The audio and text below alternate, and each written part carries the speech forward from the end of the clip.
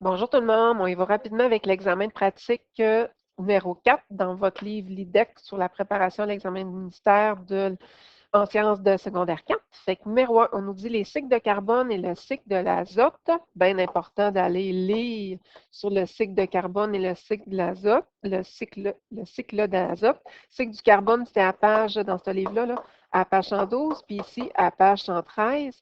Puis allez écouter aussi, donc, Patiosciences. Donc, s'il vous plaît, en lien avec ça, c'est sûr qu'il va y avoir une question, soit sur un ou sur l'autre, soit les deux. Parmi lesquels énoncés, on veut savoir lesquels sont vrais. Donc, les vrais, c'est les 2 et 3 qui correspondent au numéro C. Fait qu'on nous dit que le carbone atmosphérique est assimilé par les plantes vertes. Fait que le CO2 est assimilé par les plantes, par la photosynthèse, justement, grâce à la photosynthèse, ça c'est correct. L'azote, le N2, est assimilé donc par les plantes grâce à l'action donc d'une bactérie. Donc ça, ben, on avait vu que c'est vrai, ça s'appelle la fixation donc de l'azote. Après ça, numéro 4, si le carbone est absorbé par les plantes grâce à l'action de bactéries, ce n'est pas le carbone, on avait dit que c'était l'azote. Puis, numéro 1, l'azote est directement assimilable par les feuilles des plantes, ce n'est pas l'azote, c'est le CO2. Fait que c'est comme le contraire, là, tout simplement. Fait que c'est 2 et 3. Numéro 2. Lequel des phénomènes suivants n'est pas une conséquence du réchauffement climatique? Bien, la durée des saisons, ça n'a aucun rapport, là. Donc, durée des saisons, on le sait que quand le climat se réchauffe, ben, c'est sûr que ça augmente la température, ça fait fondre donc les glaciers, donc ça fait fondre les banquises, fait qu'on a la hausse au niveau des océans. La hausse de température fait fondre des glaciers, fait que ça les fait reculer, donc recul des glaciers de montagne. Puis ça fait fondre aussi donc dans le nord, donc les sols gelés qu'on appelle donc le pergélisol, la durée des saisons, donc ça n'a aucun lien donc là-dessus. Ça, c'est sûr. C'est que la température va changer, mais les saisons, donc la durée ne sera pas nécessairement plus longue ou plus courte. Numéro 3, non, ça n'a pas rapport. Donc, c'est en lien avec l'univers vivant. Univers vivant. Pour les STE, ben, qui auraient peut-être donc travaillé avec ça, là, ce serait B, C et A, qui nous donnerait donc la réponse B, mais pour le ST, on n'y va pas là-dessus. L'autre côté, donc numéro 4, on nous dit, afin de remplir un abreuvoir à colibri, vous versez une masse de 15 grammes de sucre dans un cylindre gradué et on ajoute de l'eau jusqu'à une marque qu'on a un volume de 300 ml. On veut savoir la concentration de cette solution-là, mais pas n'importe lequel, en grammes par litre. Fait que la concentration, c'est tout le temps la masse divisée par le volume. Fait qu'il faut s'arranger d'avoir des grammes en haut, ce qu'on a, puis s'arranger d'avoir des litres en bas, parce qu'on veut avoir des grammes par litre. Fait que comment je fais pour transférer des millilitres en litres? C'est en divisant donc par 1000. Fait que ça va me donner 0,3 litres, excusez. 0,3 litres. Je vais aller effacer ça, comme ça ici. Donc 0,3 litres. Et si je divise donc les deux, ça va me donner 50 grammes par litre, ce qui correspond à la réponse D. Au numéro 5, donc on nous dit lequel des énoncés suivants décrivent correctement l'ionisation des atomes dans la molécule de chlorure de sodium? Donc, c'est sur un ST, là, le chlorure de sodium, là, on vous aurait donné que c'est du NaCl. Fait que le but, c'est que le NaCl, ben, il va comme se séparer, hein, s'ioniser en Na, puis en Cl. Le Na va être positif, le Cl négatif. Pourquoi? Parce que le Na dans le tableau périodique, il faut savoir que c'est un métal. Il est à gauche de la ligne en escalier. Et le chlore, c'est un non-métal. Un métal, en général, ben, ça va donner un petit ion plus. Pourquoi? Parce qu'il va avoir davantage de charges positives que de charges négatives. Et pourquoi? Ben, c'est parce qu'il va avoir perdu, il va avoir une perte d'électrons. Comparativement au chlore qui devient chargé négativement, c'est que c'est l'électron, donc les électrons donc, sont passés d'un à l'autre, fait qu'il y a davantage de charges donc, et de charges négatives. Donc, on dit qu'on a gagné ou qu'on a un gain d'électrons. Fait qu'on peut répondre à notre question. Fait que justement, on nous dit l'atome de sodium perd un électron et devient chargé électriquement positif. Puis l'atome de chlore gagne un électron et devient un anion. Fait que si mon chlore là, gagne un électron et devient un anion, là, ben, il faut comme que savoir que c'est une charge négative. Numéro 6, on y va donc avec ça. Le tableau montrant ensuite des jeux de couleurs. Ça, c'est le fun. Le tableau montre les couleurs que prennent le rouge de phénol dans les solutions dont le pH varie de 0 à 14. On sait que à 7, c'est neutre. Plus on s'en va vers le 14, plus, dans le fond, ça va être basique. Puis plus on s'en va vers le 0, plus ça va être acide. Bon, on nous dit, vous versez quelques gouttes de cet indicateur dans une solution diluée d'acide. Quelle couleur donc prend alors donc l'indicateur? Ben, on nous dit que on envoie de l'acide acétique. Puis l'acide acétique, il faut comme que savoir que c'est du vinaigre. Du vinaigre, c'est un acide. Et on s'entend qu'on en mange, donc du vinaigre, fait que c'est pas un acide fort, c'est un acide faible. Fait que si je suis un acide faible, ben, je suis dans le début là, ici de l'acide. Fait que c'est sûr que ça me donnerait donc probablement là, soit un jaune ou soit un orangé, puisque de là à peu près là, c'est faible. Je n'irai pas là, dans le foncé, là, juste dans le foncé. Fait que je peux être orangé, je vais être un acide faible. Je peux être jaune, je vais être un acide faible. Fait que c'est sûr que la réponse est jaune ou orangé. Il faut regarder donc nos lignes, là, parce que les lignes, là, ils finissent ici là, pour le orange. Là. Fait que c'est à 7 qu'on est neutre, là, ici. Là. Fait qu'on est encore dans l'orange. Numéro 7, justement. Afin d'identifier la présence d'un carbonate dans une roche, les géologues déposent sur l'échantillon quelques gouttes de l'acide chlorhydrique. L'observation d'effervescence confirme la présence de carbonate. L'équation non équilibrée suivante décrit le type de réaction. On veut savoir quel coefficient qu'on devrait placer devant le HCl pour que ça soit équilibré. Fait que là, c'est sûr qu'il faut balancer donc l'équation. Donc, on peut essayer donc avec chacun. On se rendrait compte que c'est le 2 là, qui fonctionnerait, mais pourquoi pas donc la balancer donc normalement. Fait que pour la balancer normalement, avant et après la flèche, il faut regarder le nombre d'atomes Ca, de C, de O, de H et de Cl. Et je vais faire la même chose de l'autre côté. Ca, c'est comme avant puis après la flèche, c'est louche un peu, là, mais c'est pas grave, là, je m'enquête comme de place un peu. Ca, C, O, H, ça c'est un H, et un Cl. Fait que je regarde ici, mon atome de calcium, donc gros chiffre, j'en ai pas, c'est 1 fois le petit chiffre, donc c'est 1. Même affaire ici, donc 1 fois 1 qui me donne 1. L'atome de carbone, même affaire, donc 1 fois 1, tiens, je vais changer de couleur. 1 fois 1 ici, qui va me donner donc 1. Et l'atome de carbone ici aussi, donc 1 fois 1 qui va me donner 1. L'atome d'oxygène, 1 fois mon 3 qui va donner 3. Excusez, j'ai l'enquête. Puis ici, donc 1 fois 2, j'en ai 2 atomes d'oxygène ici. Puis j'en ai 1, donc 2 plus 1, qui va me donner 3. De toute manière, je sais que c'est pour le H puis le Cl que ça clochait, parce qu'il me demande de mettre un chiffre en avant. Le H, là, je vais changer de couleur. Donc, le H, 1 fois 1, on en a 1. Le chlore, 1 fois 1, on en a 1. Et ici, donc, pour ce qui est donc, du H, 1 fois 2, on en a 2. Puis le chlore, si je vais le chercher, donc ici, là, donc on a 1 fois 2, qui en a 2. Ah, ben là, moi j'en voudrais donc 2 ici aussi. J'en voudrais 2 aussi. Fait que fois quoi qui va me donner 2? Ben c'est fois 2. C'est pour ça qu'on a mis un gros 2 ici, donc en avant. Numéro 8. Les énoncés suivants caractérisent les réactions chimiques. À l'issue d'une réaction chimique, on veut savoir lesquels énoncés sont vrais. Fait que la vraie, c'est 1 puis 3. Donc, la loi de conservation de la matière, là, rien ne se perd, ne se crée, tout se transforme. C'est quoi qui se garde? C'est le nombre d'atomes, comme on vient de faire là, pour balancer l'équation. Du côté des réactifs, du côté des produits, c'est conservé. La masse est conservée, hein? Loi de conservation de la masse. Mais on n'a jamais parlé de conserver le nombre de molécules. Non, non, non, il n'y a pas autant de molécules avant du côté des réactifs, puis après du côté des produits. Puis le volume, ça n'a aucun lien, donc non plus. Fait que c'est 1 et 3, puis 1 et 3, c'est B. Numéro 9.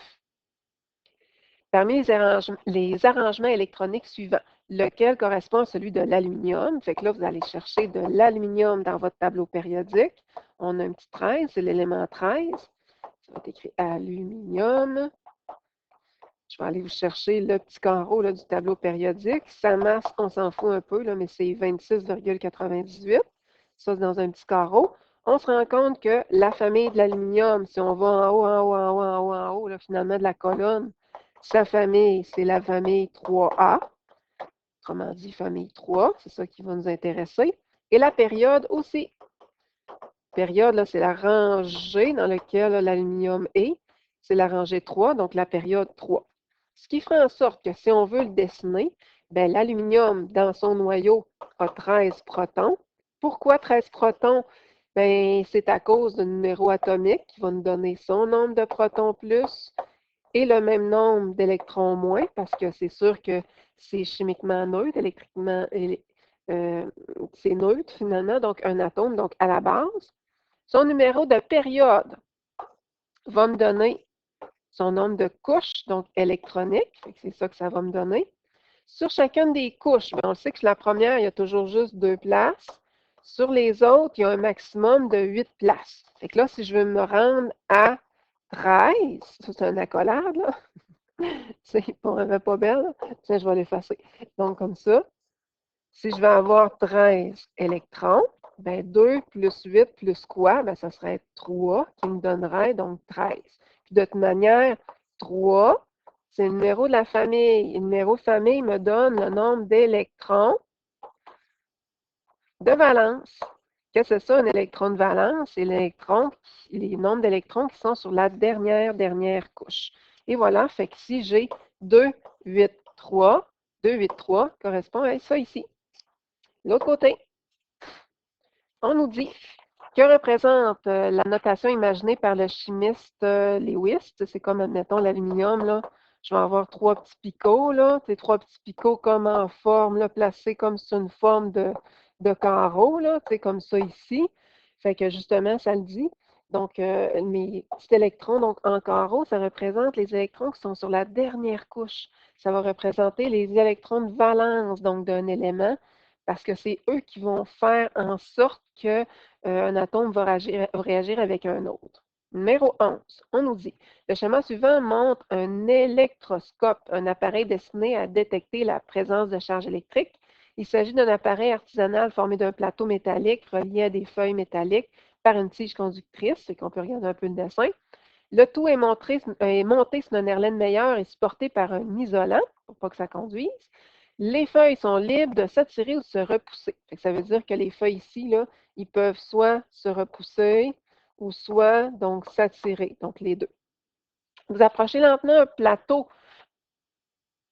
du plateau, excusez, une tige chargée négativement. Fait que dans ce temps-là, faites-vous un dessin d'une tige qui est chargée négativement, ou on peut mettre juste un gros moins. Lequel des énoncés suivants décrit correctement le mouvement des feuilles et les charges responsables de ce mouvement? Fait que dans le fond, là, la réponse, ça serait le D. Et je vous dis pourquoi. C'est que c'est les électrons donc, qui voyagent. Fait que les électrons, vu que ça conduit ici, ils vont voyager dans le plateau. Ils vont se séparer donc en deux, avec les électrons. Fait que s'il y a des électrons qui se retrouvent dans chacune des feuilles, bien, chacune des feuilles vont devenir chargées négativement. Et il faut savoir que les charges qui se repoussent, ce sont les charges semblables. Autrement dit, moins et moins se repoussent, plus et plus vont se repousser, repoussent. Puis les charges semblables, plus et moins, puis moins et plus, c'est la même chose, là, ben, ils vont s'attirer. S'attirent. Fait qu'ici, ben, les feuilles se repoussent car elles deviennent chacun chargées négativement, tout simplement. C'est seulement les électrons donc, qui vont voyager. De l'autre côté, numéro 12, on a vous chauffer une quantité équivalente de 2 liquides pendant le même temps. Donc, 2 liquides avec la même quantité pendant le même temps dans des conditions identiques. Ça veut dire que la température, la pression de la classe, rien qui change. Le graphique suivant montre la variation de température de chacun des liquides en fonction du temps de chauffage. Bon, ça me surprendrait qu'il y ait une question de même à l'examen, mais on va la faire vite, vite. On veut savoir lequel est vrai. Fait que le liquide A, donc ici, celui-là, là, donc il absorbe la chaleur plus facilement que le liquide B. Pourquoi? Ben, c'est parce que plus le temps augmente, plus sa température, elle va augmenter vite. À la fin, là, au bout de tant de temps, ici, c'est ça là, qui est le plus chaud. C'est elle qui est plus chaude. Puis le liquide qui est plus chaud, tout dépendant comment on voit ça. Puis ici, c'est le liquide qui va être un peu plus chaud qu'au début, mais qui va être plus froid finalement donc, que l'autre. Pourquoi donc les deux ne marchent pas? Donc le liquide B a reçu une plus grande quantité de chaleur? Non, on avait dit que la quantité de chaleur sont chauffées également toutes les deux. Le liquide A a reçu une plus grande quantité de chaleur.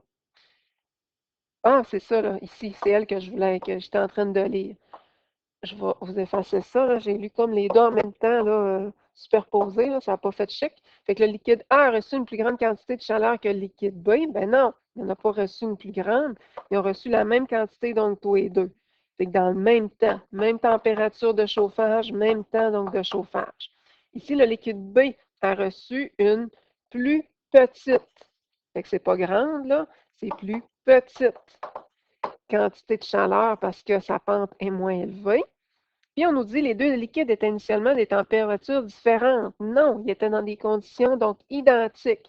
Même température et pression, admettons, là, du laboratoire. Une ampoule à incandescence n'a qu'un rendement de 40 %. Il y a toujours une question donc sur le rendement. Et en passant le rendement, la formule va vous être donnée. Fait que rendement, c'est en pourcentage, c'est tout le temps l'énergie utile divisé par l'énergie consommée, c'est que l'énergie qui est libérée là, au total, fois 100, comme ça ici. On nous dit quelle quantité d'énergie électrique sera nécessaire. Donc, c'est de l'énergie, dans le fond, consommée que je vais aller chercher. Énergie consommée que je vais aller chercher.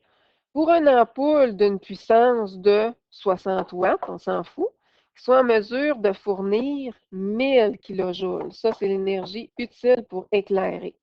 Fait que dans le fond, nous autres, là, on cherche l'énergie consommée. Consommée. Fait que pour ce faire, ben, je vais faire l'énergie utile divisé par le rendement, donc en pourcentage, fois 100. Fait que pour aller calculer tout ça, ben, je vais faire 1000 kilojoules divisé par 40 fois 100, qui va me donner 2500 kilojoules. Et ma réponse, ouf, je l'ai, est ici. Comment qu'on aurait pu résoudre ça donc différemment? Bien, on a 40 sur 100, qui est mon rendement, qui est mon 40 %. Moi, je vais aller chercher donc l'énergie consommée. L'énergie utilisée, c'est juste, ça correspond à 40. Là. Fait que je le mets à côté donc du 40 et c'est ça que je cherche ici. C'est la même chose, là.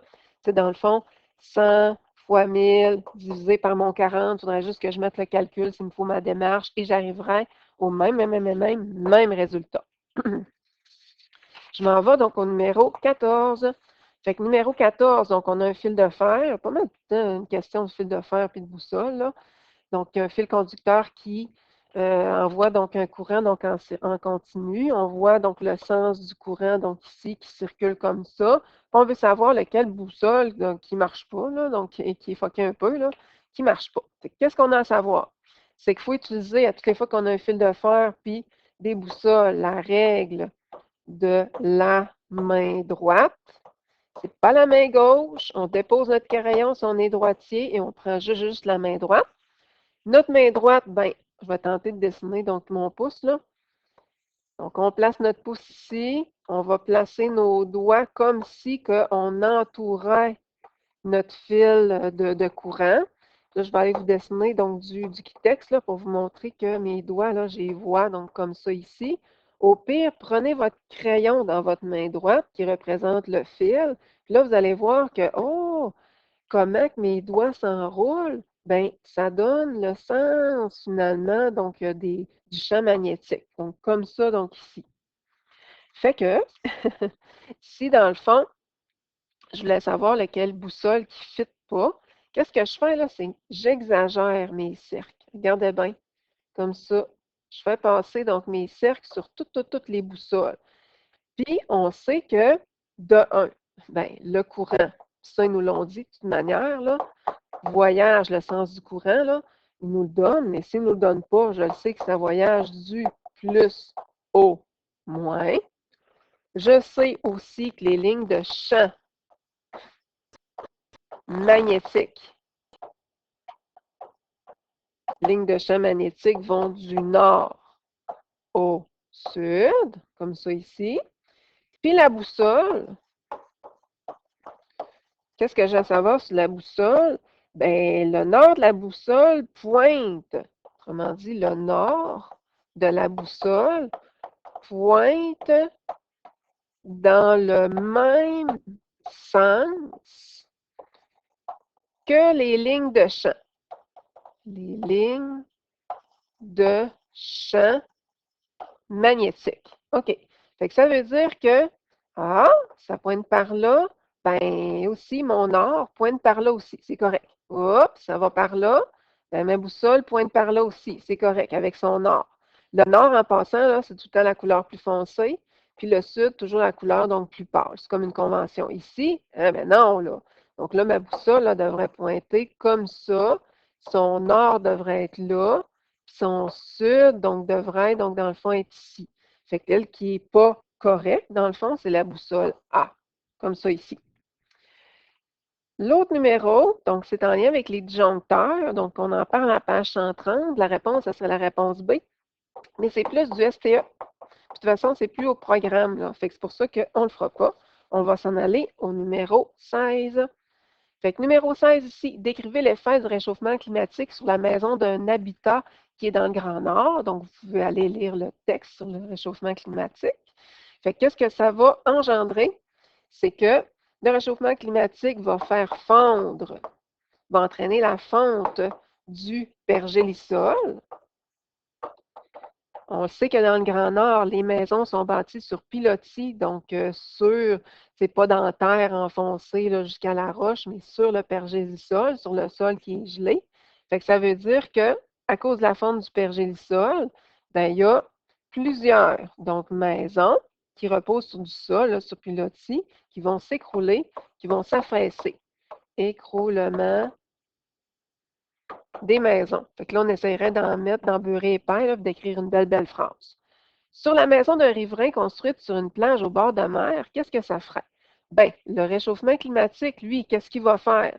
C'est qu'il va entraîner la fonte des glaciers. Ensuite, bien, la fonte des glaciers, en plus, bien, il va avoir la dilatation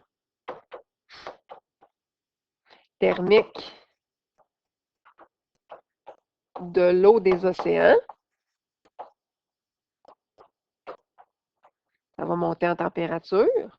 Fait que ce qui fait en sorte que le niveau de mer va monter du niveau de la mer ou des niveaux de la mer ou des niveaux des mers, ce qui va faire en sorte que je vais avoir des inondations. Fait que mes maisons au bord de la mer peuvent être inondées. Numéro 17. Le suc gastrique est composé d'acide chlorhydrique, HCl. On peut combattre les sensations désagréables d'une remontée d'acide dans l'œsophage en prenant des antiacides, autrement dit une base, du lait de magnésie, afin de contrôler les effets. Un des produits de cette réaction est le dichlorure de magnésium. On veut savoir de quel type de réaction chimique il s'agit. Fait qu'il faut voir tout de suite que ça, c'est un acide. Pourquoi c'est un acide? Parce que ça commence par H. Et ça, c'est une base. Pourquoi c'est une base? Bien, que ça finit par OH. Et ça, c'est un sel. Pourquoi c'est un sel? Bien, c'est parce que ça commence par un métal et ça finit par un non-métal. Fait que de quel type de réaction il s'agit? Une réaction de neutralisation acido-basique. Si on veut écrire l'équation, ben, c'est tout le temps un acide plus l'équation générale, là, plus la base qui va donner un sel. Là, il me le donne chanceux. C'est quoi le sel? Il ne faut pas que j'oublie l'eau. Fait que c'est tout le temps acide à toutes les fois qu'on parle de neutralisation. plus une base qui vont se neutraliser en donnant un sel, toujours en solution aqueuse, plus de l'eau. Il ne faut pas que j'oublie mon H2O. Et qu'est-ce qui va me rester à faire? C'est de balancer donc le tout. Donc là, balancer, hein, je regarde le nombre de H, le nombre de O, le nombre de Mg, donc de chaque côté. Donc, tantôt, on a appris donc, à balancer des équations. Ça, il faut se pratiquer, se pratiquer. Il y a toujours donc des balancements d'équations, là, ça, c'est sûr. Le numéro, donc 18, si on va donc de l'autre côté. Numéro 18, là, un gros blabla, là, finalement, sur l'expérience d'Ernest Rutherford là, avec sa feuille d'or. Je ne pense pas qu'il y ait des questions là-dessus. Fait que ça, on va le passer, mais faites juste aller lire. Donc, juste pour savoir là, comment que ça marche un peu, mais non, je ne pense même pas là, qu'il va y avoir des questions là-dessus. L'autre côté, le numéro 19, c'est plus du STE. Fait qu'on ne le fait pas. Et c'est plus au programme là, pour l'examen du ministère. Fait qu'on ne le fait pas. On s'en va au numéro 20. Numéro 20, c'est plus du STE aussi. Fait qu'on n'aura pas ça dans l'examen du ministère, c'est pas au programme. Et on s'en va à notre dernière question. Je sens que vous êtes contents. Donc, on y va avec une bouilloire électrique qui a une puissance. Je sais que c'est une puissance, c'est en watts, il faut que je la sache par cœur, qui est branchée à une source de courant de la maison. Il faut que je sache que, par cœur, que la prise de courant de la maison là, est toujours branchée sur le 120 volts. OK? Puis, est relié à un circuit par un disjoncteur d'un ampérage de 15 ampères. On veut savoir combien d'ampoules de 76 watts de puissance 76 pourra-t-on brancher à cette prise de courant sans faire déclencher donc le disjoncteur. Fait que là, je veux savoir la puissance. On va aller calculer ça. Là. La puissance maximale que le circuit là, peut supporter. Là. P fois U. Fait que c'est 120 volts fois mon ampérage qui est de 15 ampères, qui va me donner 1800 watts. Maintenant, si je vais chercher la puissance disponible, ça c'est comme la puissance max. Là. Ça, c'est la puissance disponible. Bien, je vais faire mon 1800 que je viens de calculer, watts, moins 1500 watts qui est de ma bouilloire électrique, là, c'est finalement là, qu'on utilise, que ma bouilloire va servir pour fonctionner. Mon Dieu, je bégaye. Il va me rester un 300 watts de disponible. Fait que le nombre maximal d'ampoules, parce que ça va me rester là, pour allumer donc les ampoules, puisque ma bouilloire me demande 1500 watts, c'est ce que je voulais dire tantôt en bafouillant. Si je vais aller chercher donc le nombre d'ampoules maintenant, tout ce que je vais faire, c'est que je vais prendre la puissance qui me reste, je vais diviser par la puissance d'une ampoule, ça va me donner 3,9. Bien sûr, je n'ai pas 4 ampoules au complet, donc j'ai aux alentours de 4, mais pas encore 4, fait que la réponse, c'est 3 ampoules. Je vais avoir un petit peu plus de résidus. Fait que ça fait le tour, finalement, pour mon examen numéro 4. Il va nous rester, on se revoit avec l'examen numéro 5, puis il va nous rester donc le 6 aussi, bien entendu. Et voilà.